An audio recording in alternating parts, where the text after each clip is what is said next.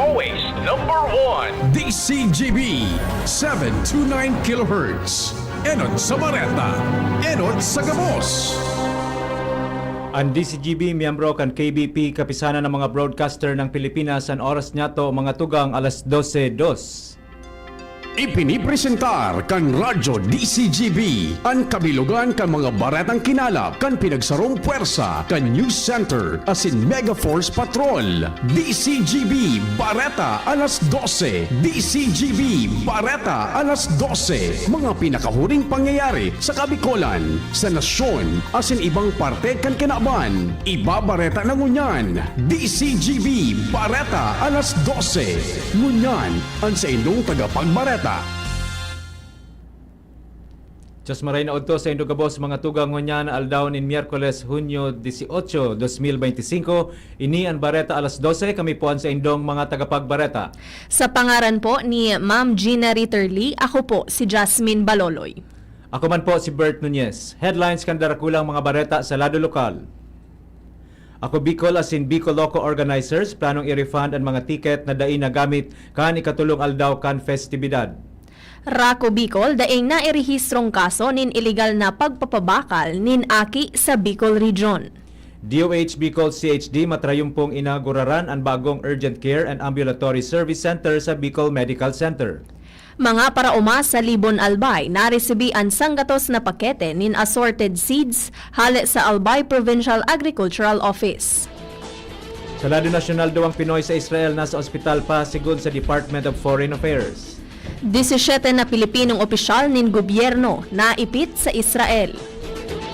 Gobyerno preparado in kaso mag-itaas ang presyo ng petrolyo sa tensyon entry ang Israel asin Iran. COMELEC pinunas na ang gabos na files na may koneksyon sa May 2025 elections. Sa ibang nasyon, 51 na Palestino gadan sa pambabadil kan Israeli forces sa Gaza. Baretang sports, Pinay tennis star Alex Yala natapos na ang kampanya sa Nottingham Open. Iyan po ang headlines ngunyan sa mga detalyes kan mga bareta. Ang baretang ini hatod sa Indukan. Plemex for Kids.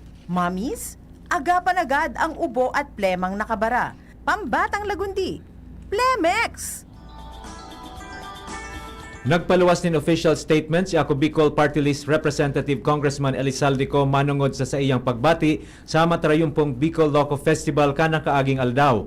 Asin ang paghagad nin pasensya sa mga bisita na daay naka-atender kan ultimong aldaw kan festibidad. Sigun kay ko, dahil sa biglaang pagbago kan schedule, partikular na ang amay na pagkatapos kan aktibidad sa oras na alas 3 nin hapon imbis na alas 6 nin banggi sa original na schedule. May mga daay nakalaog sa ikatulong aldaw kan aktibidad alagad pighagad na ninda sa mga organizers asin suppliers kaini na maibalik ang bayad kan gabos na daay nakagamit kan sa indang ticket para sa day 3. Katakod kaini naghagad man in pasensya ang mga official organizers kan Bicol Loco Festival asin kinumpirmar na pinuuna na ninda ang pagproseso nin refund sa mga naapektaran. Mientras na apuera kaini makondusir man nin full internal review ang mga organizers tangani masiguro ang mas malinaw na komunikasyon asin mas maray na festival operations para sa mga masunod na edisyon kan Bicol Loco.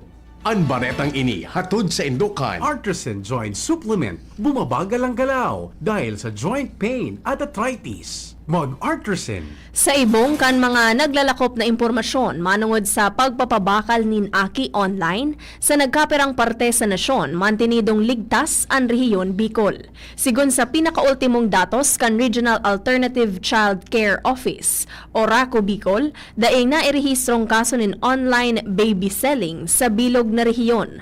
Sigun kay RACO Bicol Officer in Charge, Maria Concepcion Apatan, padagosan sa indang mahigpit na pagbabantay asin kampanya kontra sa illegal na adopsyon asin online child trafficking. Sa ngunyan, padagosan pakikipag-koordinar kan RACO sa man iba-ibang ahensya, partikular na sa Local Social Welfare and Development Offices, Department of Social Welfare and Development asin Philippine National Police, tanganing mamantinir ang kaligtasan kan mga kaakian sa rehiyon. Apwera kaini pig-inganyar man kan ahensya an publiko na suportaran ang legal na proseso sa pag-aampon sa mga aking nangangaipuhan nin pamilya. Ang baretang ini hatod sa Indukan. Plemex. Pag may ubo o hika, Plemex agad. Basta lagundi, Plemex. Pinag-inauguraran kan Department of Health Bicol Center for Health Development o DOH Bicol CHD ang bagong Urgent Care and Ambulatory Service o BUCAS Center sa Bicol Medical Center o BMC Kadlan Pili, Camarines Sur. Sigun kay DOH Bicol CHD Regional Director Dr. Melissa T. Sena, ang BUCAS ang makakatabang na masimbagan ang mga pasyenteng kaipuhan nin tulos na atensyon sa medikal. Apwera kaini, sinabi pa kan opisyal na ang medical assistance to indigent and financially incapacitated patients ang pwede man na magamit sa BUCAS. Mientras na ang edifisyo bukas poon Lunes sagkod Biyernes poon alas 8 nin aga sagkod alas 5 nin hapon kung saan sa indang pig-opresir ang mga serbisyo aron kan Animal Bite Treatment Center, Urgent Care, Adult Clinic, Maternal and Prenatal Clinic, Children and Adolescent Clinic, Laboratory, Pharmacy, Dental Services, Counseling sa Nutrisyon, Teen Wellness, Family Planning, asin Smoking Cessation, asin iba pa. Apera sa bukas, binida pa ni Sena na ang nagpapadagos na konstruksyon kan specialty center sa BMC na makakatabang sa mga pasyenteng may complex asin espesyal na medical cases. Ang baretang ini hatod sa Indukan. Red Horse Super, ang shot ng tropa. Naresibi kan mga parauma sa Bulusan, Libon, Albay ang sanggatos na pakete nin assorted seeds, various tree seedlings asin tulong set nin vegetable seedlings hali sa Albay Provincial Agricultural Office o APAW. Sigun sa ahensya, kamauotan kaini na matawan ang mga parauma nin pagkakakitaan kung ingkaso magkaigwanin pagbaha asin iba pang weather disturbance arog ka nakaaging bagyong Christine na nakaapektar sa indang umahan. An inisyatibo pinanginotan kan Youth Ambassadors of Albay kung sa insaro pa sa mga kamauotan kaini na matabangan ang mga parauma na makahanap nin alternatibong oportunidad na makakatabang sa indang pang-urual daw na pangangaipuhan.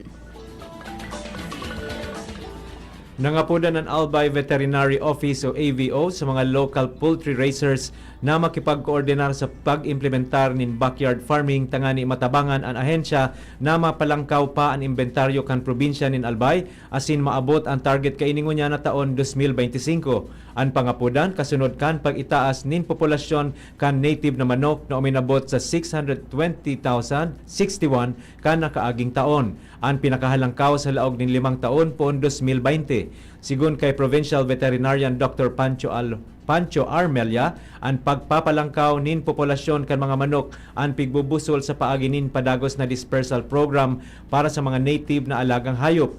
Apera padigdi padagos man ang mahigpit na pakikipag-koordinar kan AVO sa 18 lokal na gobyerno sa bilog na probinsya tangani makatabang sa pagpahiwas, pag-unlad asin pagmantiner kan populasyon. Dagdag pa ni Melia, dakula ang papel kan industriya nin manukan partikular na sa sektor kan agrikultura dahil sa ruini sa mapakusog nin supply nin pagkaon asin mabukas man nin mga oportunidad sa kabuhayan para sa mga poultry farmers asin mga nasa laylayan sa probinsya. Inaprubaran kan sangguniang panlalawigan ng Albay ang pinakaenot na ordinansa na may kamauotan na suportaran ang industriya nin paggibunin pelikula, pati na ang creative sector sa pangkabilugan sa Pulangi, asin sa bilog na probinsya nin Albay. Katakod ini kan rekomendasyon ni Committee on Tourism, Culture and the Arts, Chairperson, 2nd District Board Member Attorney Melissa Abadesa Armidilla sa Municipal Ordinance Number 011-055, Series of 2025 na may titulong An Ordinance Promoting the Development of the Film Industry and Creative Sector in Municipality of Pulangi. Sigun kay Armidilla, nakapalaman sa ordinansa ang pagbilog nin Pulangi Film and Creative Industry Development Unit sa irarom kan Municipal Tourism Office, tangani mapakusog ang suporta kan lokal na gobyerno sa creative sector.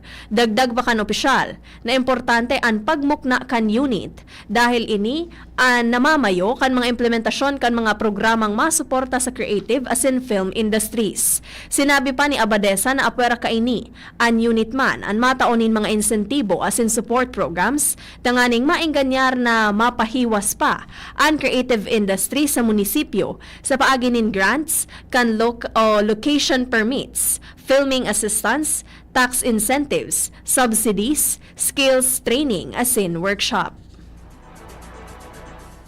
Makikipaghuron muna si Mayor Crisel Lagman kay Mayor-elect Ray Bragais manungod sa pagsalida nin administrasyon sa Tabaco City.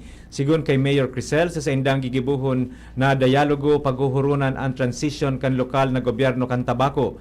Sinabi man niya na kaipuhan ining mapaghurunan tangani masiguro ang smooth na transition sa pwesto asin tangani dai maapektaran ang serbisyong pig-opresir kan lokal na gobyerno sa primerong bulan na pagtukaw ni Mayor-elect Bragais. Dagdag pa ni Lagman na posible man na mapaghurunan ang transisyon sa pagsalida kan mga empleyado kan munisipyo kung saan sinabi pa kaini na dakul ng empleyado ang eksperto nasa sa indang posisyon na pwedeng halion kan masunod na administrasyon.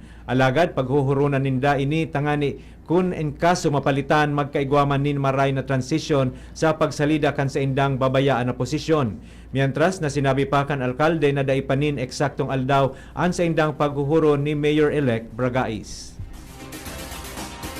Nag-atindir si Vice Governor-elect Diday Ko kan session kasuhapon kan sangguniang panlalawigan bilang bisita na nag-aadal kan bilog na proceedings kan session. Sa pakikipag-uron kan DCGB News kay Ko, sinabi niyang kaipuhan nagibuhon ang pag-atindir kan parlamento tanganing maaraman kung papaano ang pag-preside, pag-handle kan mga manifesto kan mga kinatawan asin iba pa sa regular na sesyon. Sigun pa kay Ko na kaipuhan niyang maaraman asin mapag-adalan dahil apwera sa first time niya na magkapot nin posisyon sa politika, first time niya man na magiging pamayo o maging presiding officer kan lehislatura kan probinsya poon Hulyo 1 kung saan gigibuhon ang pinakainot na regular na sesyon kan ika-15 sangguniang palalawigan sa probinsya nin Albay. Day na nakakuan nin tsansang makadulag ang sarong snatcher nin cellphone matapos ining maarestar kan security guard asin personahes kan pulisya sa sarong dakulang mall sa Legazpi City. Sigun sa Legazpi City Police Station o CPS, ang suspect day pinangaranan 31 anyos asin residente kan Purok 7, San Roque, Legazpi City. Basado sa impormasyon mantang naglalakaw paluwas partikular sa may driveway kan mall ang 14 anyos na estudyante na residente kan barangay sa sarong barangay sa Santo Domingo na mati kaini na naghihiroan sa iyang bag. Kan sa iyang hilingon kapot na kan suspect ang sa iyang mamahalo na cellphone asin nakipag-agawan siya digdi. Dahil mas makusog asin mas mapersa ang suspect na tumba ang estudyante kung sa inariparo ini kan guard asin binukod ang suspect. Mantang nagbubukodan ang duwa, nakahagad naman nintabang sa pulisyang harani sa lugar kung kaya naarestar ang suspect. Sa ngunya, nasa kustudiya na kan Legazpi CPS ang suspect kung saan hahampangon kaini ang kasong robbery. Tulos na sinamusamo kasuhapon kan Kamalig Municipal Police Station ang mga truck na wala tuong nakaparada sa Libod Bypass Road, Kamalig Albay, kasunod kan mga reklamo kan residentes asin kahadita na posibleng magkaw sa ininin aksidente sa lugar. Sigon kay Kamalig Municipal Police Station Chief of Police Major Carlo D. Apwera sa pagsita sa mga truck drivers, mabugtak manin mga karatula sa dalan asin mapatrolya ang mga autoridad sa lugar. Urual daw tanganing mariparo kung may mga nagpapark pa na kung minsan naagahan pa ang iba. Alagad sinabi ni D, limitado ang kapasidad kan pulisya dahil hanggang sa pagsita sa namo na sinda. Dagdag pa niya na kung may kapot sindang ordinansa, saka sa nasinda makakapagpataw nin penalidad asin multa sa mga mabalgar na mga truck drivers. Hagad ni D, poon sa mga opisyales de barangay, lokal na gobyerno asin Department of Public Works and Highways na maglehislar nin ordinansa manungod sa pagbabawal magpark sa nasabing dalan. Katakod kaini sa pamamayo ni Mayor Caloy Baldo. Ginibuan meeting kaibahan ang Municipal Environment and Natural Resources tanganing mas superbisaran ang pagmantinir kan kalinigan sa bypass road dahil apwera sa wala tuong parking. Nagiging problema naman ang pigwawaralat sa ng basura kan mga nag-aaragi asin nagtatambay sa nasabing dalan. Mga tugang iyan po ang enot na parte kan sa tuyang Bareta alas 12 sa Bareta niya to sa Lado Nasyonal ibang nasyon na siniba pa pagkatapos kay ni. Pre, makinig ka muna. Payong kaibigan lang ha. Work hard, play hard. Yan ang motto ko dati. Pero nakakapagod din pala katagalan. Sa gitna ng lahat ng mga puyat, inom at pagkain ng masasarap, kasama na ang oily at fatty foods, kailangan pa ring bantayan ang kalusugan. Tamang kontrol ang kailangan. Katuwang ko, ang Liverade. May silimarin na maaring makatulong protektahan ang atay. Cheers to more good times. Be a liver lover. Mahalagang paalala, ang Liverade ay hindi gamot at hindi dapat gamitin paggamot sa anumang uri ng sakit. Ang good drinks at good food, perfect combo. Isama pa ang Liverade para sa kalusugan ng atay. Mabibili sa mga leading drugstores nationwide. May iba't ibang karamdaman ka ba gaya ng high blood pressure, diabetes, sakit sa puso, sa kidney, sa atay, may myoma na stroke, may gallstones, cancer at marami pang iba? Ang Amazing 4 ng Miracle Health Corporation ang subukan mo. Makakatulong dahil mula ito sa epektibong Amazing Trio at mas lalo pang pinalakas dahil sa Mega 1 na mayroong 21 sangkap. Subok ng nagpapalakas ng immune system at marami na ang mga natulungan na mayroong iba't ibang karamdaman. Huwag nang patagalin pa. Alina't magpakonsulta. Maaaring pumunta kay Doc Joey Bitito sa Barangay 18, Cabangan West, Legazpi City, kaharap lang ng Bangko Sentral ng Pilipinas. O tumawag sa 0998-975-8121 or 0917-853-8933 para sa free consultation sa natural medicine. Mapapanood din ang serbisyong natural, kalusugan at bayanihan sa YouTube channel at sa Facebook page na Doc Joey Bitito.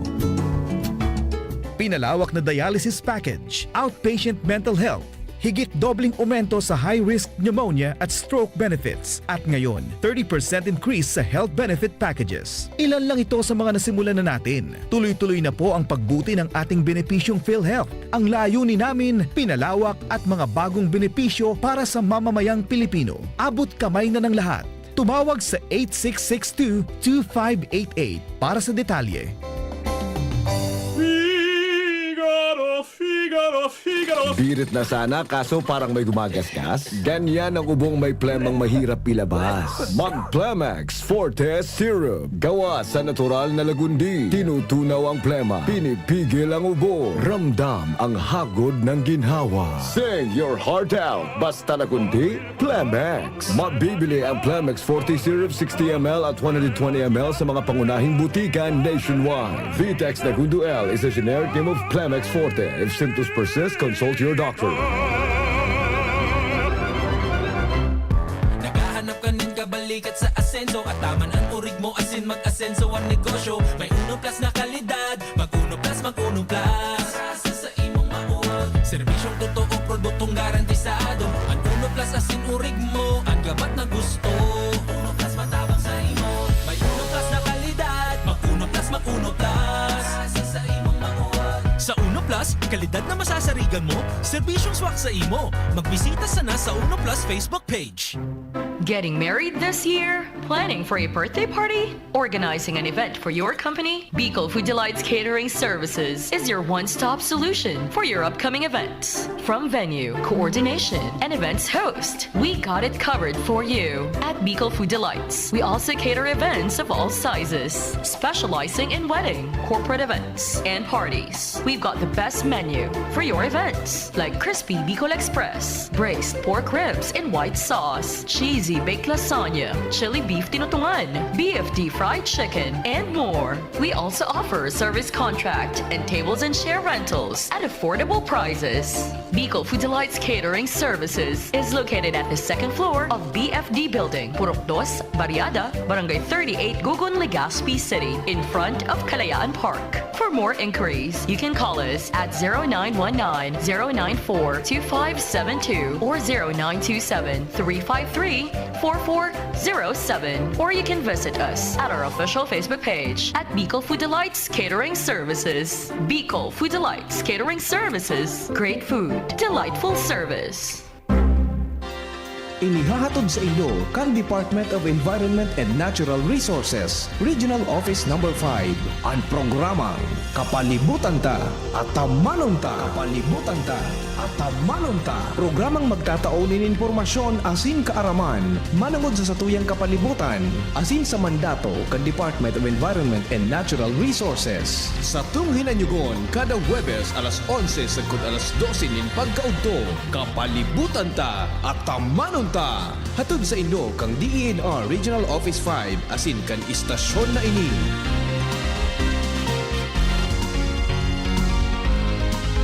Get ready for school with Metro Supermarkets. Back to school A+ savings and deals from June 12 to July 13. Join our e-raffle promo. 10 lucky winners will receive an Acer laptop. 20 winners will get 50,000 pesos in tuition fee assistance. Every 1,500 pesos single receipt purchase, you'll get 1 e-raffle entry. Check the poster mechanics for full details. Visit your nearest Metro Supermarket, Metro Market, Super Metro, Metro Fresh and Easy, and Metro Value Mart per DTI Fair Trade Permit number FTEB 227358 Series of 2025. Balik po kita mga tugang sa Bareta alas 12 para sa mga detalyes kan mga Bareta sa Lado Nasyonal asin iba pa. 7 Pilipino ang nakulugan sa Israel sa taho kan pakikipaglaban kan Israel sa Iran.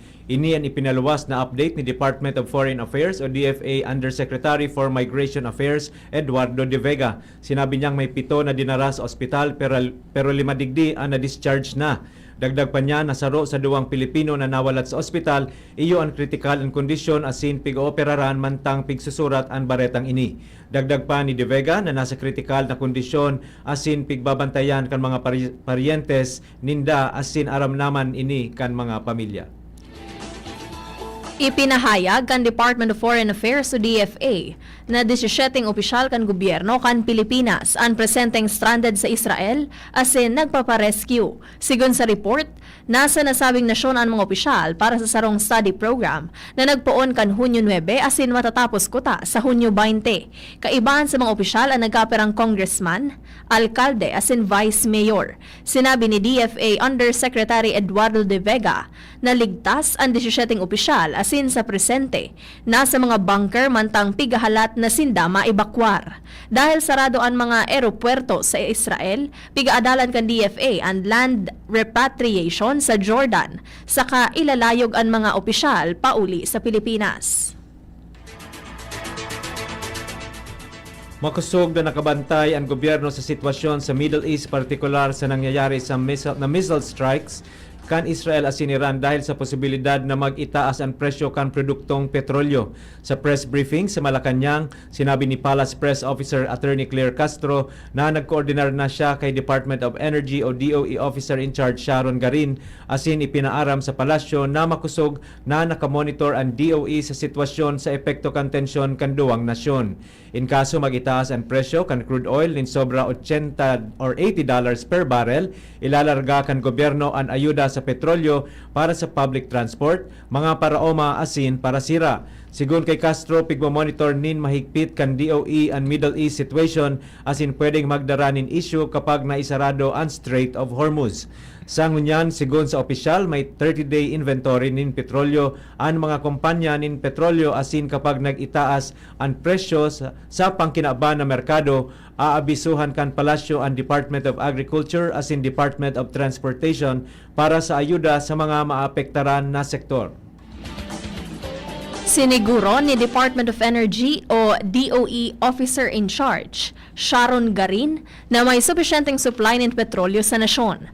Sa hampang ini ka nagpapadagos na tensyon sa Middle East. Sigun kay Garin, sa iyang inspeksyon sa Manila Oil Depot, nawara siyang nahihiling na kakapusan sa supply nin petrolyo sa nasyon. Siring man makusog nindang pigbabantayan ang presyo nin petrolyo sa nasyon asin sa indama na pigbabantayan ang mga kumpanya nin petrolyo kung nakakasunod ang mga ini sa tamang price adjustment. Sinugo kan DOE ang mga kumpanya nin petrolyo na manteniron ang at least 30-day inventory sa crudo asin 15-day inventory sa finished petroleum products. Piglansar kan Department of Social Welfare and Development o DSWD ang mga electric buses na pigdisenyo para sa mga persons with disabilities o PWD. Susog ini sa direktiba ni Presidente Ferdinand Marcos Jr. na siguruhon na may access asin ligtas na pampublikong transportasyon para sa mga may kapansanan kasunod kan viral video nin sarong PWD na kinulugan kan mga kapwa pasahero sa bus. Sa Malacanang press briefing, sinabi ni DSWD Secretary Rex Gatchalian na ang proyektong nakapalaman sa Sustainable Livelihood Programs o SLP, Persons with Disabilities, Electric Transportation Service o PWD ETS, kung saan pigtatawan kan livelihood grants ang PWDs sa SLPAs para magbakal nin electric vehicles na disability friendly. Gustong sabihon, apwera sa makakatabang ini sa indang pagbiyahe, kaibahan ang mga PWD sa pamamahala kaini kung saan pwede sindang mag-income mantang natatabangan ang mga may kapansanan. Ang mga e-bus may CCTV asin may rampa asin dakulang espasyo para sa mga naka-wheelchair. Sa ngunyan, pigagamit ang mga e-buses bilang corporate shuttle kan mga private company sa Taguig, pero sigun kay Secretary Gatchalian, target nindang pahiwason asin padakulon pa ini bako sa Metro Manila kundi sa iba pang lugar. Pinunas na kan Commission on Elections sa COMELEC ang gabos na files sa National Printing Office o NPO na may koneksyon sa May 12, 2025 elections. Sigon kay COMELEC Commissioner Ray Bulay, hepe kan Committee on Ballot Printing na aprobado kan COMELEC NBank ang pag-delete kan mga files sa NPO server. Kaibahan sa files na pinunas ang mga opisyal na balota, voter information sheet asin ballot reprint. Sinabi ni Bulay na pigigibo ang pagpunas kan files pagkatapos kan pagkondukta nin lambang eleksyon susugman sa Data Protection Act. Bareta sa ibang nasyon, maabot sa 51 na mga Palestino ang nagadan matapos na pagbabadilon sinda kan mga Israeli forces. Nangyari ang insidente harani sa pila kung saan nagdidistribuer nin mga pagkaon sa Northern Gaza. Daiman mababa sa 200 na katawo ang lugadan sa insidente sa Khan Yunis. Kadaklan sa mga nagadan sa Gaza, nakaaging mga aldaw may kinaaraman sa mga pila sa pagkaon. Ikinamundo asin ikinundinar man kan World Health Organization ang nasabing insidente. Baretang sports, natapos ang kampanya ni Filipina tennis star Alex Yala sa 2025 Nottingham Open. Ini matapos na madaog siya ni Magda Linet kan Poland sa score na 6-4, 6-3. Sa primerong set, pugol ni Yala ang bentahe sa score na 3-0. Sagod biglang uminarangkada ang Polish tennis star. Nagibo pang makabukod ang Pinay tennis star. Alagad nang ibabaw ang tibay ni Lynette para makalaog sa ikaduwang round. Naimbento kan mga siyentipiko hali sa MIT ang magian asin solar-powered na water purifier na may kamabutan na gibuhon na mas abot kamot ang ligtas na inumon na tubig. Ang purifier sarong portable na ekipahe na kayang halion ang asin, buda iba pang mga contaminant hali sa tubig sa paagikan prosesong solar desalination. Nagagamit man nin espesyal na materyales na nagsusurup kan tubig. Kapag ini ikinaag sa saldang kan aldaw, ang init, nagpupuon kan pag-evaporate kan tubig.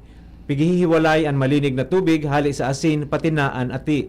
Ang sangaw pagkatapos nagko-condense kung saan magiging ligtas ng inumon ang tubig. Istoryang naiiba! Sarong Canadian anday makatubod matapos na 3 beses sunod-sunod na manggana sa loto. Sa laog sa nanin siyam na bulan, kung sa'y nagpakol sa $2.5 million ang sa iyang premyo o kapareho nin 156 million pesos.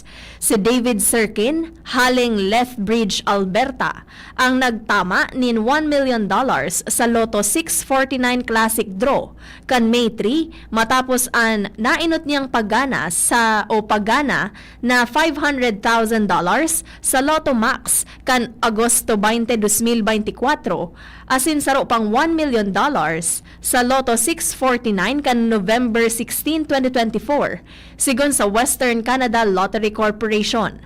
Aminado si Sirkin na hababaan tsansang mangyari ini dahil saro sa sobra sa 33 milyon ang posibilidad alagad regular siyang nagbabakal nin Lotto ticket poon 1982. Apwera sa bagong pagana nakuaman ni Sirkin ang sobra $250,000 ka nakaaging sobra 10 taon. Flashback. Ngunya na aldaw Hunyo 18 taon 1908 inaaprobaran kan Philippine Legislature ang ley na nagmukna sa University of the Philippines. Matapos ang pagsakop kan mga Amerikano sa Pilipinas, tulos na ipinagmukna ang mga eskwelahan sa elementarya asin sekundarya. Alagad na matean kan mga lehislador na kaipuhan nin sarong kolehiyo bilang dagdag sa pampublikong eskwelahan na makakapagprodusir nin masunod na mamamayo ka nasyon asin makakapagpreparar para sa profesional asin technical na larangan. Pigkonsiderar ang kolehiyo kan medisina na pinakaenot na unit kan universidad kung saan midbid ini na Philippine Medical School asin naimukna kan Disyembre 1, 1905. Sunod ang kolehiyo kan agrikultura sa Los Baños kan taon 1909, kolehiyo ng agham veterinaryo ang binuksan man sa Manila sa taon na 1910 asin inilipat sa Los Baños, Laguna kan taon 1920 tangani mapaharani sa kolehiyo ng agrikultura. Sa ngunyan ang universidad ang kompwesto nin 7 constituent universities na mahihiling sa 12 campus sa bilog na nasyon. Pigopreser man sa University of the Philippines ang nasa 246 na undergraduate programs asin 362 na graduate programs. Mga tugang iyan na po ang kabilugan kan sa tuyang alas 12 mga bareta, tinipon asin kinalap sa DCGB News Base. Sa pangaran kan mga nagsurat kan bareta na pinamamayuhan kan sa tuyang News Manager and News Director Sir Mar de la Cruz, Miss Nicole Gloriane, sa lado technical katuwang tapo si Sir Ronald Baldo, asin si Mr. Jerome Nico Martinez and sa tuyang IT, social media writers Miss Jenny Macho Balyaran, Miss Shara May Leron, asin Mr. Jimos Barrios. Sa ngaran po kan bilog na tropa kan Mega Force Patrol asin sa pangaran kan mga nagaantabay sa DCGB News Facebook page, DCGB YouTube channel, DCGB Live app asin sa 729 kHz sa pihitan kan sa indong mga radyo, kami po ang sa indong mga naging mga tagapagbareta. Sa pangaran po ni Ma'am Gina Ritterly, ako po si Jasmine Baloloy. Ako man po si Bert Nunez. Abangan po ang masunod na programa Iskaramusa with Miss Angel Mustasa. Always number 1. Always DCGB, Bareta, alas 12. Salamat po sa Indong Boss. Sa indong nadangog ang mga dalakulang bareta ngunyan na aldaw ang tabayan ng giraray sa aga ang sarupang edisyon kan DCGB Bareta alas 12. Abangan ang masunod na programa Sa mahigit 15 taong paglilingkod na natiling tapat sa sinumpaang tungkulin